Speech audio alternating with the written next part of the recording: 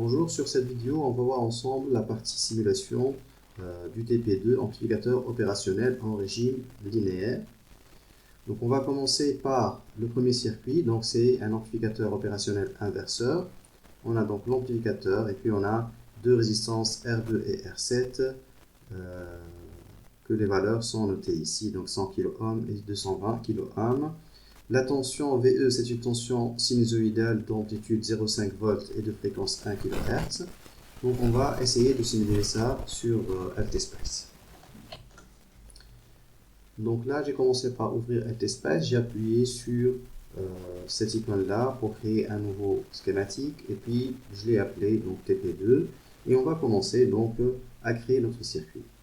Donc là, on a notre amplificateur et puis donc on a besoin donc de l'alimentation de l'amplificateur, on a besoin des deux résistances et de la source de tension sinusoïdale. Donc je vais commencer par l'alimentation, donc je vais créer deux sources, une pour le plus 15 et l'autre pour le moins 15. Donc j'ai appuyé sur V pour avoir ces sources-là, et puis G pour préparer ici la terre.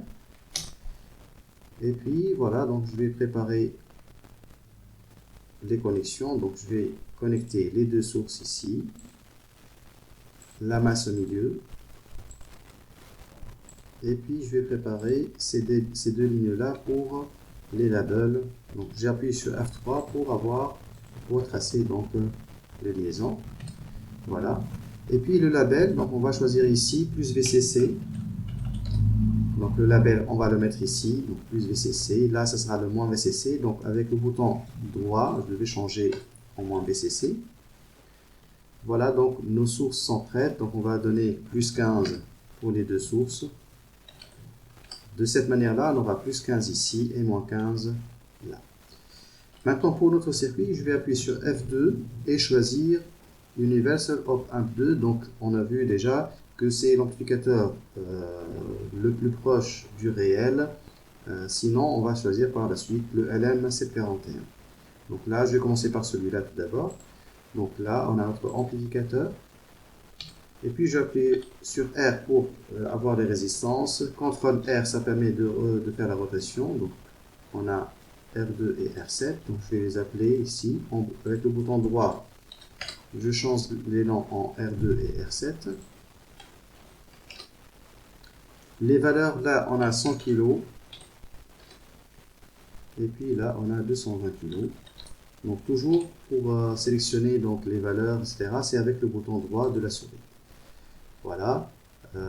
Il reste la masse. Donc, G pour la masse. Donc, je vais mettre G ici et G là. Voilà. Et puis, notre source de tension. Donc, pour l'alimentation sinusoïdale. Donc j'appuie sur Échappe pour arrêter, et puis avec le bouton droit ici, je mets Advanced, je choisis Sin, l'amplitude c'est 0,5 et la fréquence c'est 1 kg. Voilà.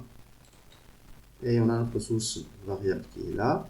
Je vais faire les connexions, donc avec F3, donc je connecte les différents composants.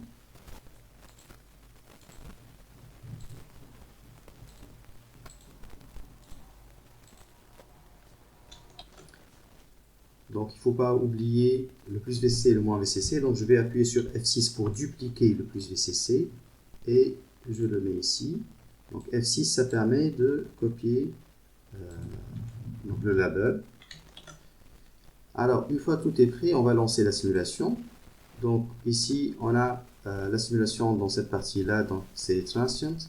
Donc on va mettre le stop time à 5 millisecondes. Donc on est à 1 kg, donc 1 kg, la période elle est à 1 milliseconde. Donc 5 millisecondes, ça va nous donner 5 périodes. On va prendre une période d'échantillonnage de 0,01 millisecondes. Voilà. Voilà. Donc maintenant, on peut visualiser la source en mettant donc ici la sonde à la source. On voit très bien qu'on est à 0,5 en amplitude et qu'on a donc des périodes d'1 milliseconde. Et puis si on veut visualiser la sortie, donc on peut mettre ici et on a la sortie en bleu. Donc on voit ici, donc en vert, c'est l'entrée, c'est 0,5 volts, et la sortie, elle est en bleu. Donc on peut changer la couleur, on appuie ici avec le bouton droit, on peut la mettre en rouge par exemple. Voilà. Et si on veut faire des mesures, il suffit d'appuyer avec le bouton gauche, et on a donc les curseurs ici. Donc si on veut le lier à la courbe en rouge, on appuie ici, sinon à la courbe verte, on appuie là, et on peut faire des mesures. Donc ici par exemple, pour le curseur, il est là, voilà, on peut le modifier ici. Donc on voit ici qu'on a une valeur de moins 1,09 par exemple. Ici c'est plus 1,09, et voilà, donc on a toutes les valeurs qu'on veut en changeant le curseur. Donc on peut mettre aussi un deuxième curseur ici, avec le bouton droit ici. Donc on a un deuxième curseur, donc là c'est 1, et là c'est 2. Donc ce deuxième curseur, il est relié à la courbe verte. Par exemple, si on a le maximum pour la courbe verte, on aura le minimum pour la courbe rouge. Donc pour la courbe verte, c'est 500 millivolts, et pour la courbe rouge, c'est moins 1,09. Donc on voit ici que la tension, elle est amplifiée et inversée. Donc ça confirme le rôle du montage, c'est un inverseur, amplificateur inverseur. Donc la valeur, c'est 220 sur 100 kg, donc c'est pour avoir donc la valeur de l'amplification. Alors maintenant, pour s'approcher plus du réel, donc on va changer l'amplificateur ici par le LM741. Donc on a vu dans la dernière vidéo comment préparer le LM741, donc on va l'utiliser maintenant. Donc on va supprimer celui-là et mettre le LM741. Donc on appuie sur F6, plutôt sur supprimer pour supprimer, et puis sur F2, et on va choisir le LM741 et on va le mettre à sa place. Voilà. Et on va lancer la simulation pour voir un peu donc qu'est-ce que ça va donner. Donc en lançant la simulation, ici, on voit que la simulation elle est très lente. Donc c'est un problème dû à la complexité du modèle du LM741. Donc pour simplifier, pour avoir donc de bons résultats, on va tout simplement diviser les valeurs des résistances par 10, et ça va résoudre un peu le problème ici. Donc je vais mettre 22 et 10, et on va relancer la simulation.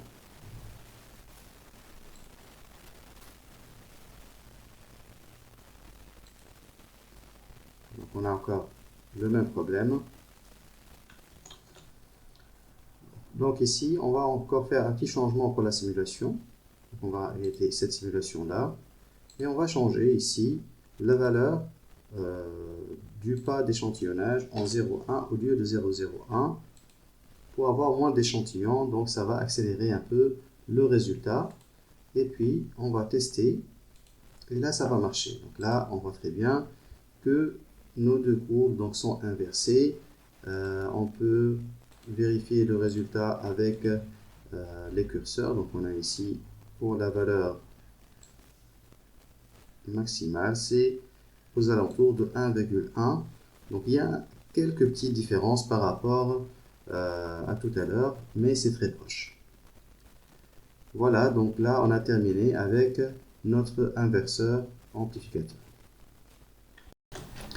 Passons maintenant au deuxième montage. Donc on a ici un amplificateur opérationnel non inverseur. Donc on va garder une certaine partie donc, de l'ancien montage. Donc on va voir maintenant ça sur ATSpace. Donc on va utiliser F6 pour faire une copie qu'on va garder.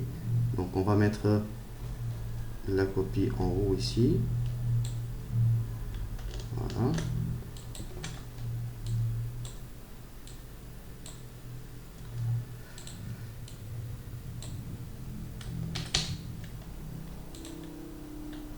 On va utiliser F7 pour la décaler ici. Donc on va appeler ça montage amplificateur inverseur. On va le mettre ici. Et on va faire une copie avec F6 aussi. Et on va appeler celui-là montage amplificateur non inverseur. Voilà. Donc on va voir ensemble quelles sont les modifications à faire donc par rapport à notre montage ici.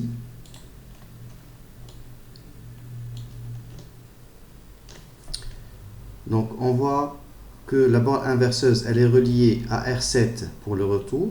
Donc là il n'y a pas de problème. Donc on va redonner la valeur de 220 ici pour le R7 et le R4 à la masse ici. Donc on va renommer le R2 en R4. On va lui donner la valeur de 47 kg et la relier à la masse au lieu de V3. Donc je vais utiliser F7 pour déplacer le V3 ici pour le moment et relier avec F3 le R4 à la masse. Voilà. On peut utiliser F7 aussi, plutôt F8 pour décaler un peu la résistance R4. Et puis la borne non inverseuse, elle est reliée à la tension sinusoïdale VE. Donc on va supprimer, on va appuyer sur le bouton supprimer pour supprimer cette liaison. F7 ici pour mettre la tension sinusoïdale et F3 pour faire les différentes liaisons ici. Voilà. Donc maintenant on a préparé notre amplificateur non inverseur. Alors j'ai laissé pour le moment le LM741 pour voir un peu la simulation, sinon on va le remplacer par l'autre amplificateur pour voir les deux résultats. Donc voilà, on va lancer la simulation pour voir un peu. Vous voyez ici que les courbes vont lentement, donc c'est un problème de simulation. Donc on a le choix ici. Déjà le 0,1 c'est déjà fait, donc on va diviser seulement les résistances par 10 pour voir un peu si on a donc un bon résultat pour notre LM741. Apparemment ça marche, donc là voilà la tension d'entrée et voici la tension de sortie. Donc on remarque ici que ils sont en phase et que la tension elle est amplifiée. Donc on peut vérifier après les valeurs, la valeur de l'amplification donc par la théorie et aussi pratiquement. Donc on va mettre un premier curseur ici. Donc là c'est pour l'entrée et on va attacher le deuxième curseur, voilà, qui est là. Donc on va l'attacher à la valeur maximale qui est là. Donc vous voyez ici pour le premier curseur c'est 500 mV, pour le deuxième curseur c'est 2,80 volts. Voilà, donc déjà c'est clair que c'est un non inverseur et que c'est un amplificateur en plus. Voilà, donc maintenant qu'on a terminé avec cette simulation là, on peut, si vous voulez, remplacer le LM741 par l'amplificateur, disons, simulable par LTSpice. Donc je vais remettre les valeurs des résistances à ce qu'elle était tout à l'heure. Et puis je vais supprimer le LM741 et avec F2 je vais choisir l'Universal Op Amp 2, voilà, qu'on va mettre ici.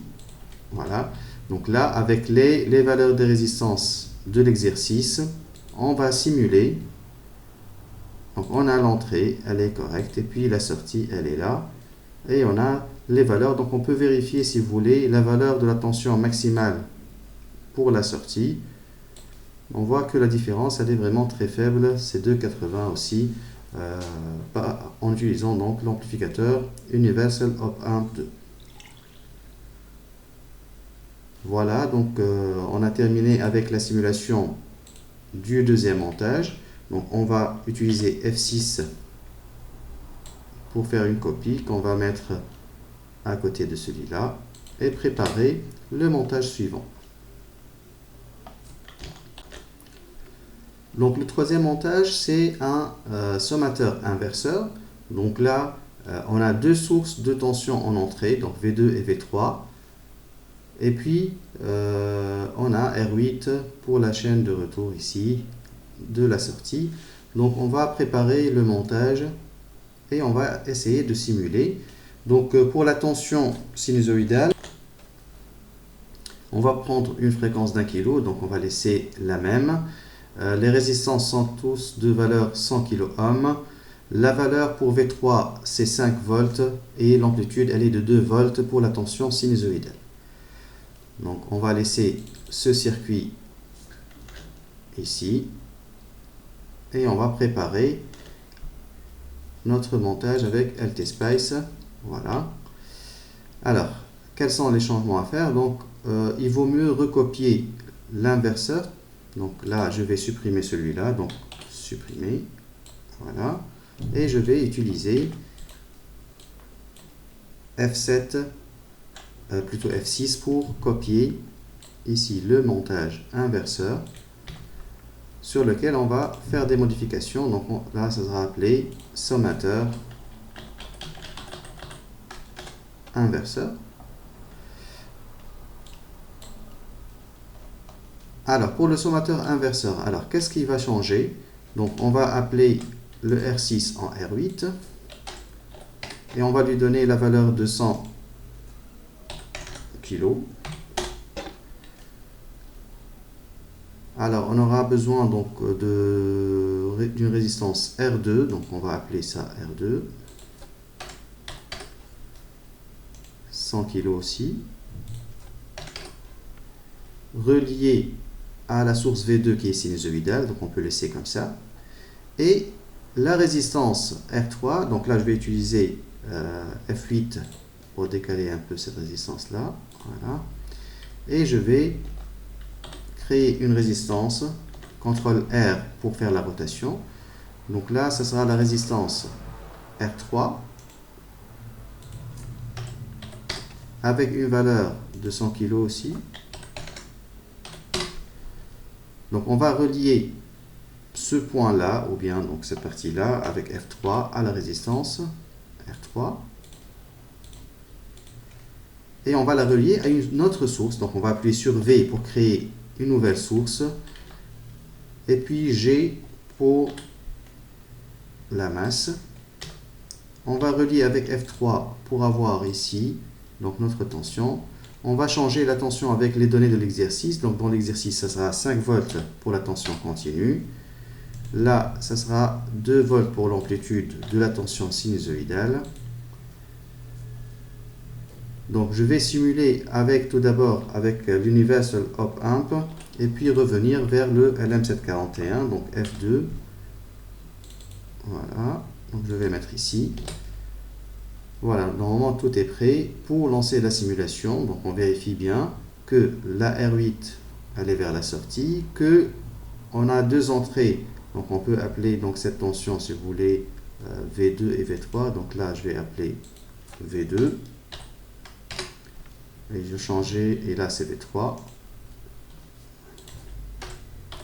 Il ne faut pas oublier de changer le V2 ici en V6 par exemple pour ne pas avoir de confusion. Voilà, donc V2, V3, ce sont les sources qu'on a. Donc on va vérifier pour les autres circuits. Donc on a V4, V5, d'accord. Donc on n'a pas de problème de nom. Donc on va lancer la simulation et voir qu'est-ce que ça va donner. Donc il y a un problème avec le R2. Alors le R2, apparemment, donc on a déjà nommé une valeur R2 pour R2, donc on va renommer donc la valeur ici en R2'. C'est juste pour ne pas avoir de confusion. Et le mieux serait de supprimer donc ces montages là provisoirement parce que ça va créer des problèmes si on a des noms qui se répètent. Voilà, donc on va rezoomer ici et on va lancer la simulation maintenant. Voilà, donc ça marche. Donc on va vérifier que la tension 5 volts elle est là, que la tension sinusoïdale d'amplitude 2 volts elle est là. Voilà. Et puis on va voir la sortie. Voilà. Alors, qu'est-ce qu'on remarque? On remarque que la tension, elle est tout d'abord inversée. et qu'elle est centrée par rapport à moins 5 volts. Donc là, on a, c'est un sommateur, donc inverseur, on va voir ça. Donc la première courbe, elle est à 2 volts, par exemple, pour ce maximum. 2, et puis on a la valeur de 5 volts. Donc 5 plus 2, ça fait 7. Inversé, ça donne moins 7. Et on a donc cette valeur-là pour la courbe en rouge qui est la somme inversée. La même chose ici, on a moins 2 par exemple pour la courbe bleue, plus 5 pour la courbe verte, donc 5 moins 2 ça fait 3, inversé ça donne moins 3, et on a donc cette valeur-là. Donc on voit très bien donc que c'est la somme, la courbe en rouge, et la somme des deux courbes, celle en vert et celle en bleu, mais inversée par la suite. Voilà. On va revoir donc la simulation maintenant avec le LM741 au lieu du Universal Op Amp. Donc on va supprimer celui-là et on va insérer le LM741. Voilà. Donc on lance la simulation. Donc on voit que le problème de tout à l'heure, donc il revient. Donc on va arrêter tout ça et diviser les valeurs de résistance par 10 pour voir le résultat. Donc 10 pour le R2. La même chose ici. La même chose là, on lance la simulation. Voilà, donc on a les 5 volts, la tension d'entrée 2 volts 1 kg, et puis la tension de sortie. Voilà, donc la simulation elle est fonctionnelle avec le LM741.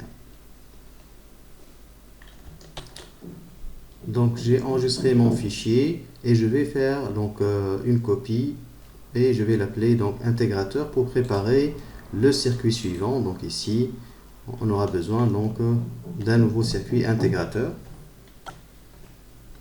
Alors pour l'intégrateur on a besoin donc de R7 et en parallèle avec C3 donc on a les valeurs 100 nano, 220 pour le R7 et R1 ce sera 45 kg.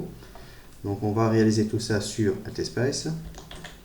Donc je vais ici changer le nom, donc c'est un montage intégrateur.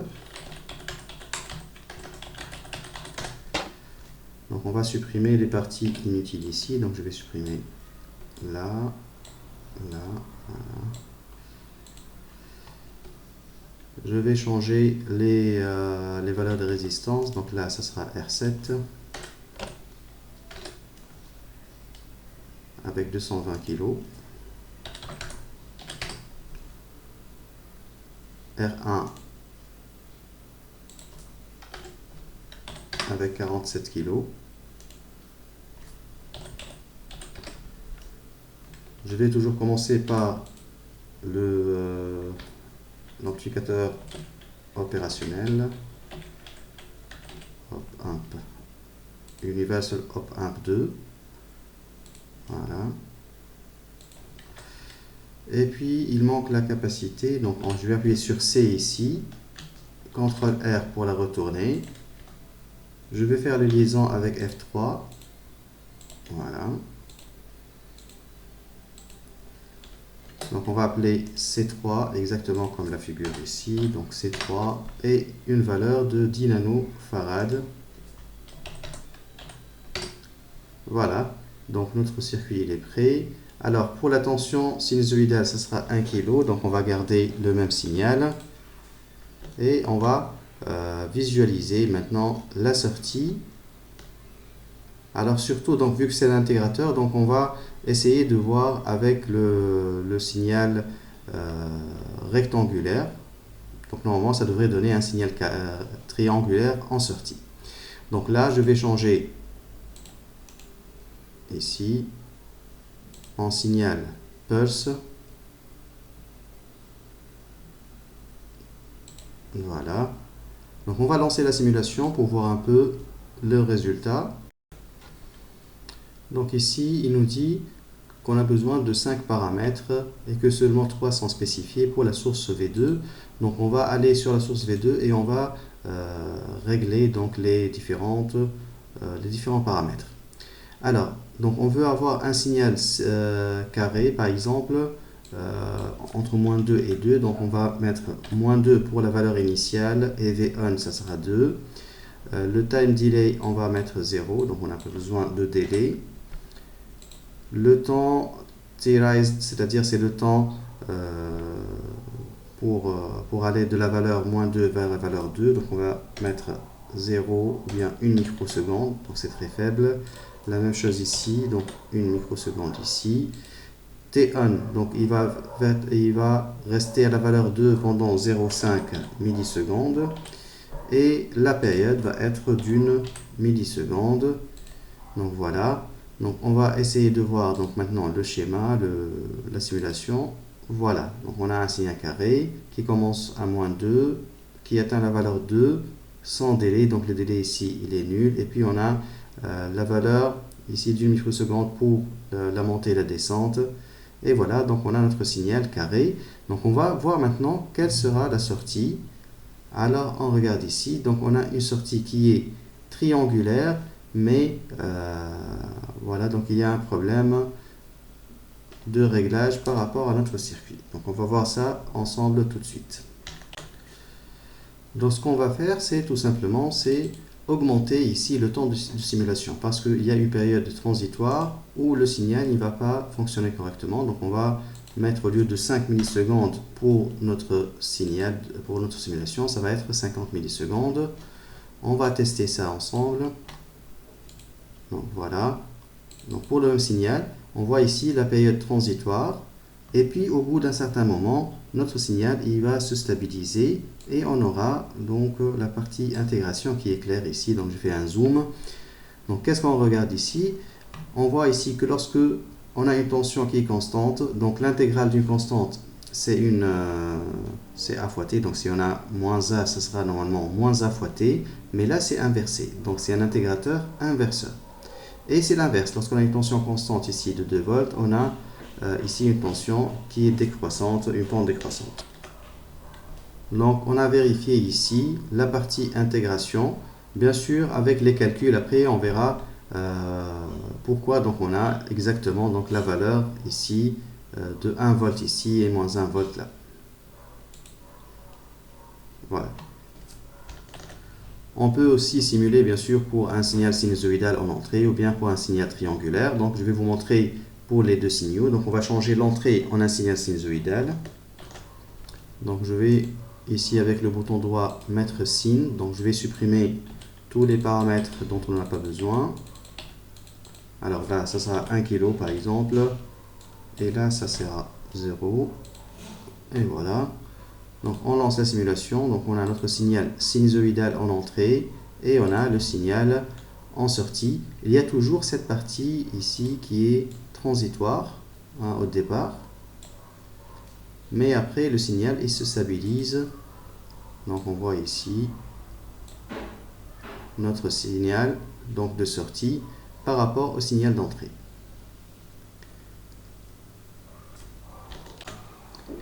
Alors, pour le signal triangulaire en entrée, on va utiliser Pulse de la même manière que tout à l'heure. Et je vais vous expliquer un peu donc, comment régler ces paramètres.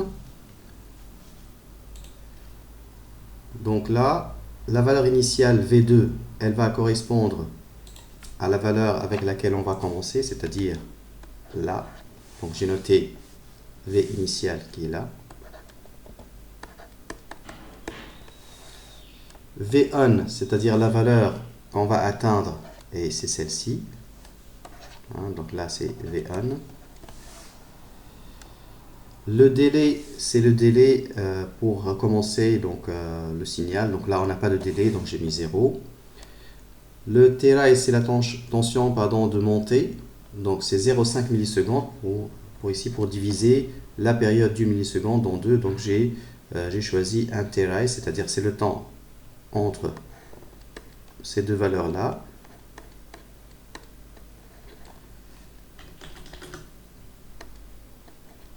Et puis, T folle, c'est le temps ici pour atteindre la valeur minimale à partir de la valeur maximale. Donc ici, c'est la valeur T folle.